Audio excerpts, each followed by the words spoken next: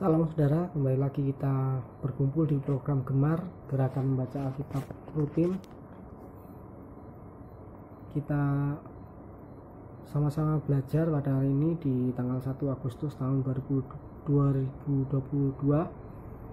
di kitab Mazmur, saudara.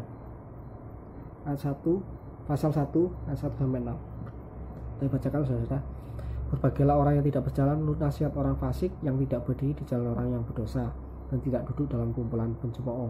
Jadi di sini kita belajar bahwa Tuhan tidak menghendaki kita untuk menuruti nasihat orang fasik atau orang fasik ini orang-orang yang tidak taat kepada Allah. Jadi orang-orang yang tidak mengenal Allah. Jadi banyak sekali ajaran orang-orang fasik atau orang-orang yang tidak mengenal Allah dalam kehidupan kita yang kita seringkali dengar dalam kehidupan kita sehari-hari, karena kita nggak lepas dari mereka, karena kita hidup berdampingan dengan orang-orang fasik atau orang-orang yang tidak mengenal Allah atau orang-orang yang tidak taat kepada Allah. Salah satunya yaitu kebohongan putih. Ini contohnya ada kebohongan putih atau kebohongan untuk kebaikan. Jadi tidak apa-apa bohong, ini untuk kebaikan, ini kebohongan putih. Jadi dalam firman Tuhan dengan jelas sekali tidak memperbolehkan kita untuk berbohong, karena firman Tuhan berkata, jika iya katakan iya, jika tidak katakan tidak, karena yang lebih daripada itu semuanya berasal dari si iblis. Jadi, ada juga yang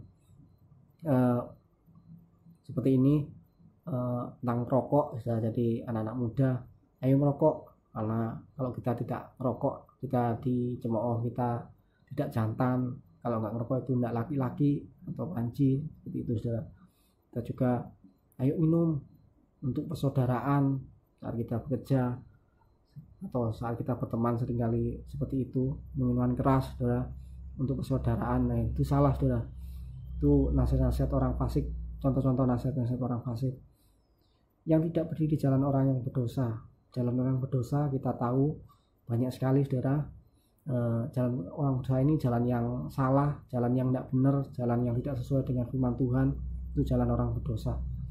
Contohnya saat kita berselingkuh, mengkhianati pernikahan kita dengan istri kita atau suami kita, saat kita hidup dalam dusta atau kita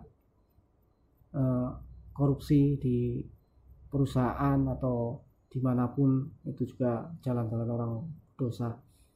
Dan yang tidak duduk dalam kumpulan pencemooh, ini adalah kumpulan orang-orang yang negatif, yang membuat kita juga menjadi negatif. Jadi seperti berkumpul dengan orang-orang yang suka berpikiran negatif pada orang, suka kerasani atau suka berkata-kata buruk atau jelek kepada orang lain, yang seperti itu. Jadi Tuhan tidak menghendaki kita seperti itu, saudara. Jadi apa yang Tuhan kehendaki, kita sebagai anak Tuhan di ayat 2, tetapi yang kesukaannya ialah Taurat Tuhan, dan yang merenungkan Taurat itu siang dan malam. Jadi Tuhan menghendaki kita untuk kita suka membaca firman Tuhan, dan bukan hanya membaca firman Tuhan, Tuhan juga menghendaki kita untuk merenungkan firman Tuhan itu siang dan malam,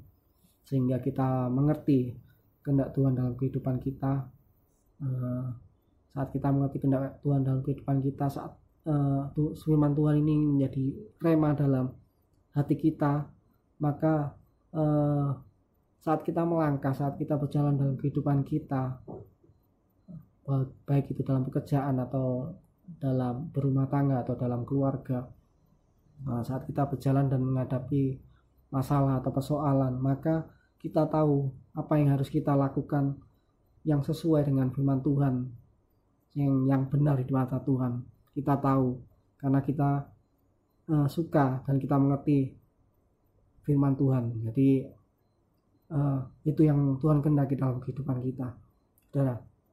Dan seperti yang di ayat pertama dikatakan, berbahagialah yang seperti apa, saudara. Di ayat 3 dijelaskan orang-orang yang berbahagia karena menuruti kehendak Tuhan itu ia seperti pohon yang ditanam di tepi aliran air, yang menghasilkan buahnya pada musimnya, dan yang tidak layu daunnya apa saja yang diperbuatnya berhasil. Jadi pohon yang ditanam di tepi aliran air, jadi pasti pohon yang subur ya, karena dia nggak kekurangan nutrisi, nggak kekurangan zat-zat yang baik untuk kehidupannya. Jadi kita akan menjadi anak-anak Tuhan yang nggak akan kekurangan. Jadi kita akan menjadi anak Tuhan yang pasti berhasil. Di sini katakan apa saja yang diperbuatnya berhasil. Jadi yang tidak layu daunnya. Jadi kita akan menjadi anak-anak Tuhan yang sukses dalam kehidupan kita, yang berhasil. Jadi itu yang dijanjikan Tuhan, yang dikatakan berbahagialah. Jadi ayat 4, bukan demikian orang fasik, mereka seperti sekam yang ditiupkan angin. Sebab itu orang fasik tidak akan tahan dalam penghakiman, begitu pula orang berdosa dalam perkumpulan orang benar. Sebab Tuhan mengenal jalan orang benar, tetapi jalan orang fasik menuju kebinasaan. Jadi orang fasik ini seperti sekam. Jadi sekam ini adalah kulit luar dari beras, jadi padi itu saudara. Jadi ini sekam ini ringan sekali. Jadi setiap ada angin dia pasti akan terhempas lah, karena dia ringan, dia tidak berisi. Jadi saat kita menjadi orang yang tidak taat kepada Tuhan, maka kita seperti sekam ini yang gampang sekali terhempas lah. Tapi saat kita berada dalam tracknya Tuhan, berada dalam jalannya Tuhan, saat hidup kita berisi oleh firman Tuhan, maka kita menjadi kuat, sudah. Jadi kita nggak akan mudah terhempas, sudah. Akan masalah hidup, akan persoalan hidup yang kita alami, kita akan menjadi orang-orang yang kuat karena kita dalam kehidupan kita ada firman Tuhan, dalam kehidupan kita ada Roh Kudus ya. Seperti itu. Dan sebab Tuhan mengenal jalan orang benar. Jadi jalan orang benar ini kita tahu saat kita berjalan di jalan yang benar, sesuai dengan firman Tuhan, sesuai dengan apa yang Tuhan kehendaki, maka ujungnya pasti adalah kehidupan yang kekal, saudara. Sedangkan jalan orang fasik menuju kebinasaan, saudara. Jadi mari kita, saudara, sebagai anak-anak Tuhan, ayo kita lebih lagi rindu untuk